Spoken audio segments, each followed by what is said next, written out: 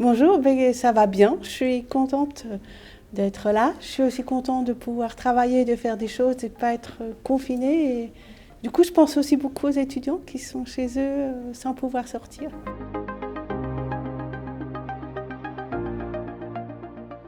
Alors du coup, je m'appelle Béatrice Birmelet, je suis médecin, je suis néphrologue.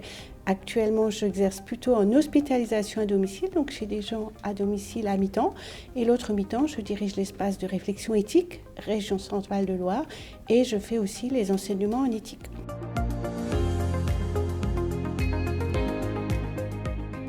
Du coup, j'ai fait mes études de médecine, les 6 années de médecine, puis l'internat à Strasbourg. Puis j'ai fait le clinica à Tours et je suis devenue praticien hospitalier à Tours. Et pendant que j'étais chef de clinique, j'ai fait donc le master en biologie. Puis après, j'ai pu aller 2 ans à Genève pour faire un travail de laboratoire et ma thèse de sciences. Et après, pendant mon temps de praticien hospitalier en néphrologie, j'ai pu faire le cursus de philo, donc le master de philo, la thèse, et puis après une habilitation à diriger les recherches, en précisant que la philo que j'ai faite est vraiment une philo appliquée à la médecine. Voilà, et puis donc j'ai donc fait toutes ces études. Alors je ne sais pas si un jour on peut dire qu'on a terminé les études, parce qu'on a toujours à apprendre.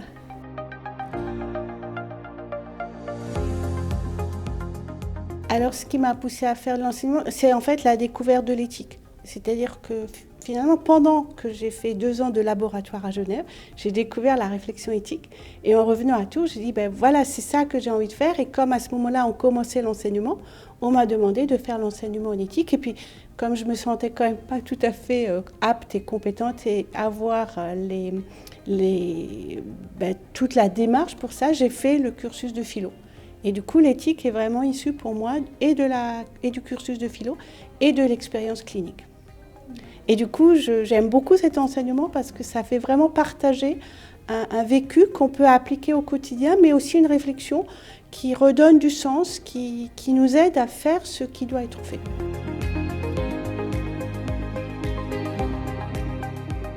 Alors à cette époque-là, il n'y avait que 2 filières, médecine et dentaire. Il n'y en avait pas d'autres. Et du coup, pour moi, c'était assez évident que je voulais faire médecine. En fait, j'avais envie de comprendre. J'étais plus dans une optique de recherche en me disant, je veux comprendre comment fonctionne l'humain, comment fonctionnent les maladies. Tout, c'était vraiment ça un petit peu l'objectif. J'avais besoin de raisonner, de comprendre.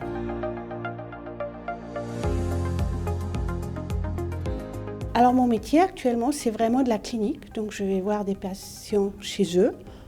C'est souvent des patients ayant des pathologies graves en fin de vie, dont les soins peuvent être faits à domicile. Donc j'ai déjà ce temps à domicile. J'ai aussi tout un temps avec les équipes, puisque les infirmières, les aides-soignantes qui vont au domicile, souvent elles sont aussi seules au domicile. Donc on se voit régulièrement, au moins 1 fois par semaine, pour refaire le point. Donc ça, c'est toute la partie clinique. Et l'autre partie, c'est la partie éthique, où je fais les cours, mais aussi des formations dans les établissements. La semaine dernière, j'étais dans un établissement médico-social à Château-Renaud, où nous avons fait une formation pour quelques professionnels pour qu'ils fassent, eux, la réflexion éthique aussi dans leur établissement. Et puis, on a toute l'organisation au niveau de la région. On est aussi en lien avec nos collègues. Donc, beaucoup de temps de réunion, beaucoup de temps de formation. Et beaucoup de colloques, normalement, mais qu'on n'a pas du tout pu faire depuis 1 an. Par contre, on a fait pas mal de réflexions, de travaux et d'écriture d'avis sur des thématiques en lien avec le Covid. Par exemple, là, on vient d'écrire un avis justement sur les difficultés des étudiants, comment on peut éventuellement trouver des pistes pour les aider. On a aussi écrit un avis sur la vaccination en disant la vaccination, c'est quelque part, bien sûr, chacun doit pouvoir consentir. On ne peut pas le faire sans l'accord de la personne, mais d'un autre côté, c'est aussi une obligation quelque part pour continuer à vivre en collectivité. On doit se protéger les uns les autres, on doit protéger les plus vulnérables. Et j'espère qu'on pourra bientôt de nouveau vivre une vie pratiquement normale et ça passe vraiment par la vaccination. En fait, le parcours, il s'est finalement adapté au quotidien. C'est parce que je voulais faire vraiment un cursus de sciences et puis en faisant finalement mon travail de sciences, j'ai découvert que l'éthique c'était plus intéressant et il y avait un grand vide et du coup c'est ça que j'ai développé ici et puis alors ça avance doucement et tout mais on arrive quand même à faire des choses et là par exemple sur la région on a 70 établissements qui ont créé une structure éthique et on est en lien les uns avec les autres. Cet après-midi on a une visio avec ces référents-là, et puis il y a une juriste qui va parler justement de la liberté d'aller et venir. Donc voilà, oui, C'est très intéressant. Et puis l'enseignement aussi, parce que le retour des étudiants, ça nous permet aussi de nous nourrir, de revoir comment on peut... Qu'est-ce que les étudiants ont besoin finalement pour leur cursus, pour leur pratique.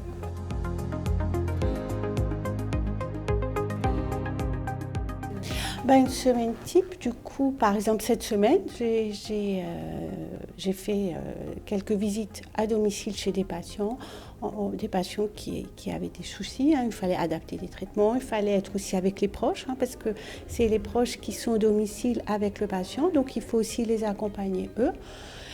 J'ai fait les réunions d'équipe mardi et mercredi, puisqu'il y a des secteurs différents. Et hier, toute la journée, hier matin, j'étais en réunion avec mon équipe pour l'espace éthique. Hier après-midi, j'ai fait cours. Hier soir, j'étais plus en réunion avec mes collègues, les autres directeurs d'espace éthique au niveau national. Ce matin, je suis vraiment avec mon équipe. Et cet après-midi, on a donc cette formation pour les professionnels de la région par visio. Du coup, c'est beaucoup de choses un peu parallèles, c'est beaucoup de choses différentes, à la fois cette clinique, mais la clinique est indispensable pour nourrir la réflexion. Moi, je ne pourrais pas faire de la réflexion éthique sans avoir finalement le quotidien du patient. Du coup, et puis, vraiment l'accompagnement de la personne là où elle est et l'accompagnement des équipes. Je trouve très souvent les équipes sont seules, elles n'ont pas d'endroit où finalement parler aussi de leurs difficultés. Il y a besoin à la fois de les entendre et de les aider dans leur démarche. Et du coup, le côté plus théorique d'éthique, comment l'organiser et puis comment le mettre en pratique.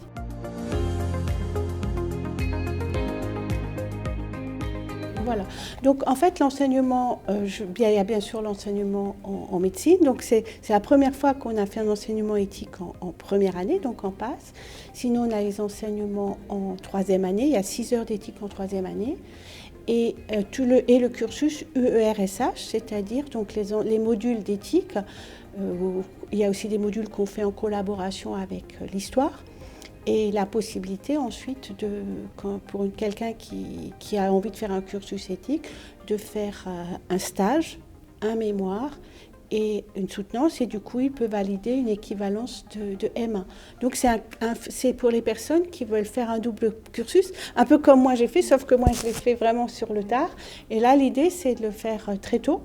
Parce que les sciences humaines et puis l'éthique, ça fait vraiment partie après du métier et de la profession, parce qu'il y a bien sûr tout le savoir technique, tout le savoir scientifique, mais il y a aussi la manière dont on est avec l'autre, la manière dont, dans des situations complexes, on peut trouver des décisions et des manières de faire.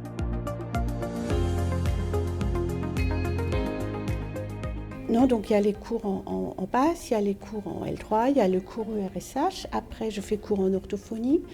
Je fais cours dans les écoles paramédicales aussi, aux infirmières, aux cadres, aux infirmières anesthésistes, enfin tous les cursus. Je fais aussi cours en droit, en master droit de la santé, en biotechnologie, donc c'est... J'ai fait aussi déjà des cours en philo et en psycho, mais pas régulièrement. Donc l'idée, c'est vraiment faire cours dans différents lieux. J'ai aussi un module que je fais pour les doctorants, donc les personnes qui font un doctorat, mais toutes disciplines confondues, à la fois en sciences humaines, en maths, en géographie, en biologie. Du coup, c'est un cursus pour justement les aider dans leur réflexion aussi par rapport à l'éthique de la recherche. Et puis je fais beaucoup de cours aussi du coup aux professionnels. Par exemple, on a un diplôme universitaire d'éthique qui est pour les professionnels. Donc là, c'est de l'enseignement éthique, soit des personnes qui choisissent prendre ce temps de cursus, ou alors justement dans les établissements, on se déplace dans les établissements, mais c'est plus de la formation continue.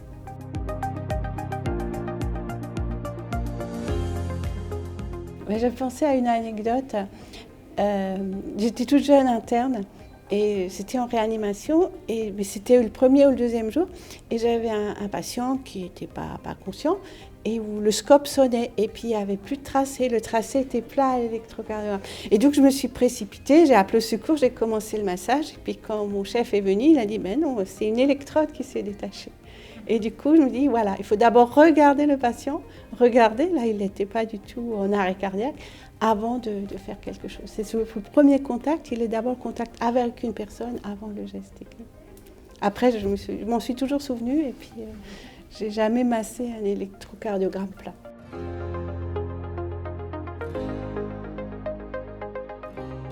Ce classement pour moi signifie rien. Ce qui était important finalement, c'est de pouvoir faire de pouvoir continuer, de pouvoir faire la médecine. Mais quand je regarde même mes collègues ou les autres étudiants, même a posteriori, le classement n'a pas du tout été prédictif de ce qu'ont fait les gens après. Pour moi, ce qui est important, c'est de pouvoir faire ce qu'on a vraiment envie de faire derrière. Et du coup, il y a le besoin d'avoir le bon classement. Mais sinon, c'est pas très important pour moi en soi.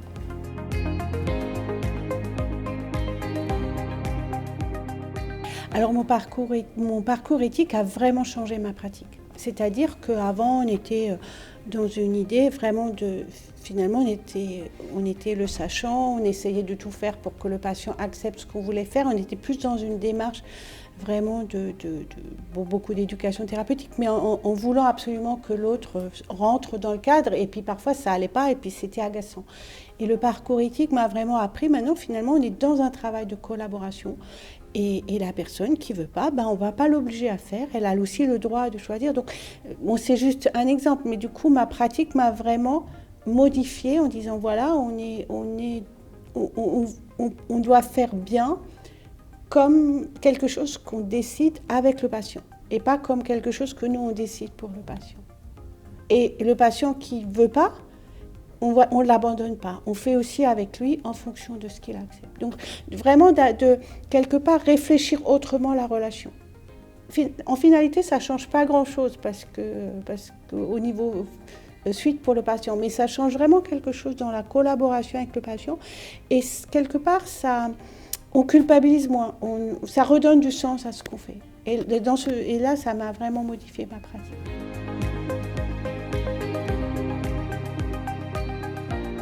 Oui, j'étais pendant 30 ans, j'ai travaillé en dialyse, j'étais longtemps responsable des secteurs de dialyse du CHU. Et puis du coup, il y a 2 ans maintenant, j'ai choisi de faire autrement, une autre pratique, alors ça n'a rien à voir, dans une autre démarche, moins technique, plus dans l'accompagnement. À l'hôpital, il y avait le secteur de dialyse, donc il y avait les visites à faire en dialyse, il y avait aussi la technique, puisqu'il faut c'est un traitement très technique de suppléance, donc il y avait tout ce côté-là. Il y avait aussi l'accompagnement des patients en dialyse. Il y avait la consultation des personnes qui n'étaient pas encore dialysées ou qui attendaient un traitement de suppléance, que ce soit la dialyse ou la transplantation. Donc là aussi, en fait, c'est une maladie chronique, ça dure des années et des années, donc on est tout le temps avec ce parcours de patient, donc à la fois à la consultation en train de préparer les choses, et dans le traitement en train de faire, y compris poser des cathéters, faire des gestes invasifs, quoi.